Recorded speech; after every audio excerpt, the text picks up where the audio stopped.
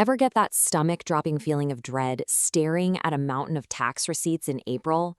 Don't panic. Today, we're completely demystifying how to file a state tax extension in Ohio. If you need just a little more time to file, listen up, because the clock is ticking. Missing the tax deadline can trigger a serious sting. We're talking late payment penalties that can reach double the normal interest charge. No way you want that, right? Well, the good news is Ohio offers a beautifully streamlined, highly automated extension process that can bring you immediate relief. Okay, let's dive right into it. To keep you compliant and totally stress-free, here is our roadmap for today. 1. Intro to Ohio extensions. 2. The step-by-step process. 3. Deadlines and payment rules. 4. Mistakes, pros and cons. And 5. Resources for easy filing. Let's kick things off with Section 1, Intro to Ohio extensions, and what you actually need to know. Now, we need to shatter the single most dangerous myths in the entire tax world. Listen closely to this one. An extension to file your taxes does absolutely not give you an extension to pay your taxes. An extension to file simply grants you until October 15th to submit the final paperwork. But any money you actually owe the state, that is still 100% due on the original, unextended deadline, which is typically April 15th. So who is eligible and how does this all work? Well, Ohio has a highly integrated system that closely aligns with the federal infrastructure. For individuals, you don't even need to hunt down a separate Ohio extension application. Instead, you simply need to qualify for and obtain a federal IRS extension. That's Form 4868. Securing that federal approval automatically grants you your state-level extension. It's really a perfect built-in mechanism if you have a complex return, or maybe you're an investor still waiting on K-1s or other delayed documents.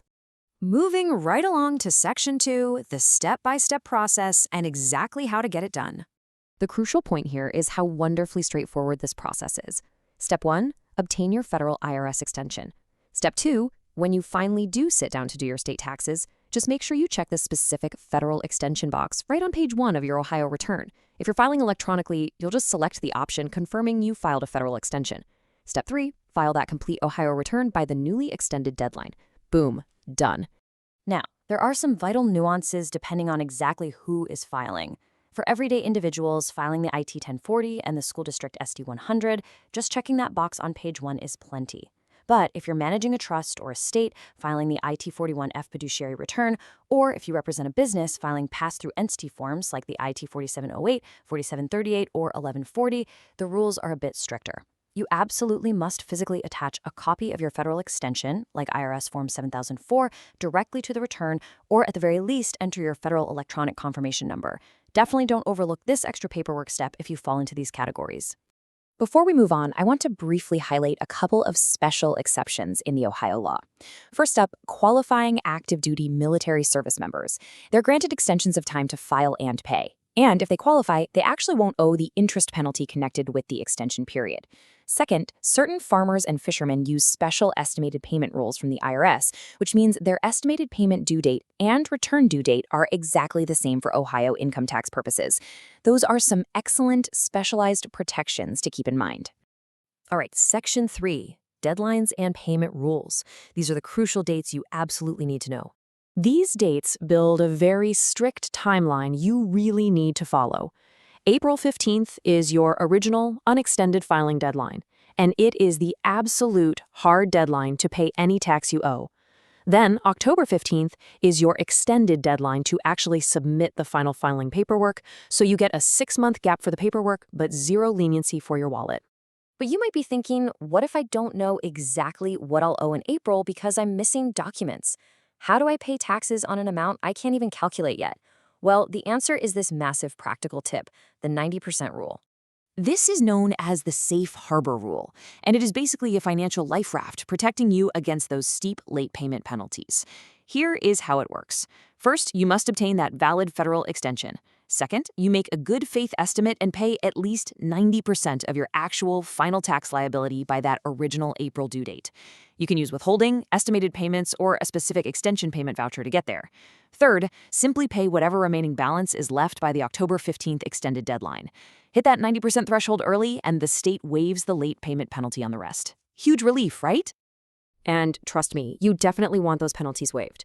Just to put the financial stakes into perspective here, if you fail to file an extension and file late, the penalty can cost up to $50 per month or 5% per month, capping out at a massive 50% of the tax due. And if you fail to pay on time and miss that 90% safe harbor, those late payment penalties can reach up to twice the interest charge. We are not talking about pocket change here, which is why following these extension rules precisely is absolutely crucial. So with those stakes in mind, let's transition to Section 4, mistakes, pros, and cons. Should you actually use this process?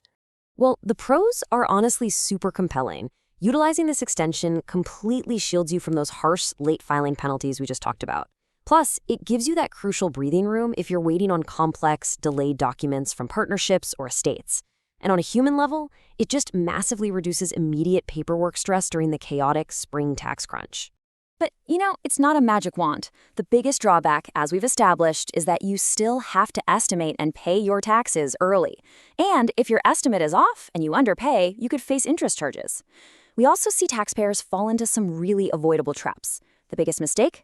Literally just forgetting to check that little federal extension box on the front of the IT 1040 form.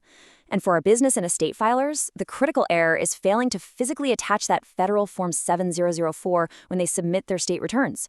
Don't let a tiny missing checkbox or a missing piece of paper ruin the whole shebang. So how do we cross the finish line smoothly?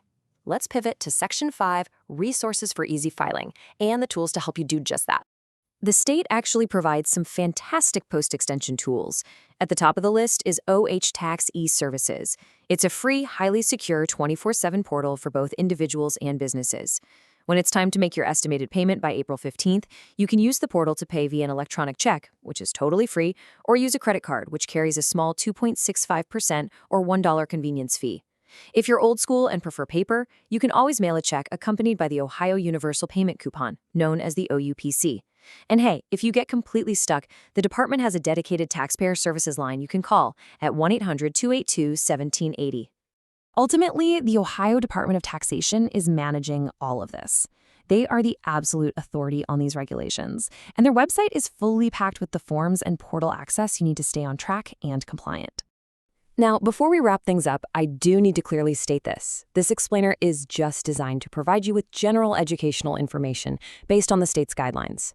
Every single person's financial situation is totally unique, so please be sure to consult with a certified tax professional or the Ohio Department of Taxation directly to get personalized advice tailored exactly to you.